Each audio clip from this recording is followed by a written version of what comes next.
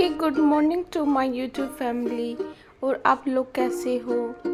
तो मैं आप लोगों के साथ अपना डेली स्टडी रूटीन शेयर करती हूँ और अपना जो एग्ज़ाम का एक्सपीरियंस है वो भी आप लोगों के साथ शेयर करती हूँ।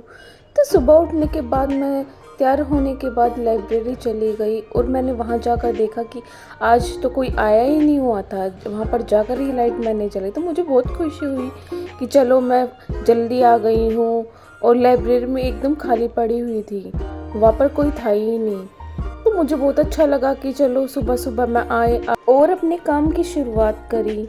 तो मेरा दिन था वो मैंने अपना काम सबसे पहले स्टार्ट किया था।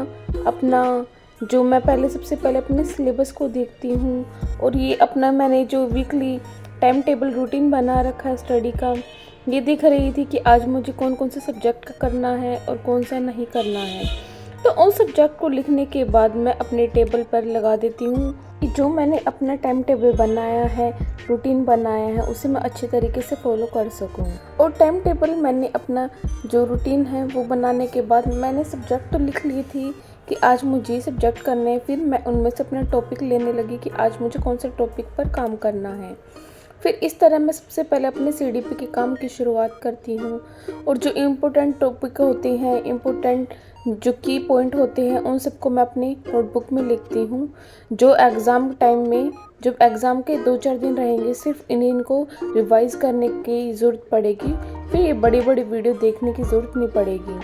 और इस तरह मैं अपने सीडीपी के नोट्स बनाती हूँ और सीडीपी के जैसे नोट्स बनाती फिर उसके बाद एक छोटा सा सीडीपी का टेस्ट देती हूँ, जो पर्टिकुलर सीडीपी का टेस्ट था।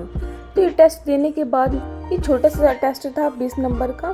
उसके बाद मेरे को थोड़ा सा सर दर्द हो रहा था, फिर मैं थोड़ा सा आराम करने लगी थी। तो मैंने अपना सीडीपी का काम कर लिया था। उसके बाद थोड़ा दिन हो गया था तो मैं घर पे चली गई थी खाना खाने के लिए। और घर पे खाना खाने के बाद मैंने अपना जो काम है वो डाइस वाले टॉपिक से रीजनिंग का काम किया और अपना एक जो रीजनिंग का टॉपिक था उसको मैंने कंप्लीट किया। डाइस है, ये आपको भी पता है कि जो रीजनिंग सब्जेक्ट और मैथ सब्जेक्ट होता है ये सिर्फ प्रैक्टिस ही मांगते हैं।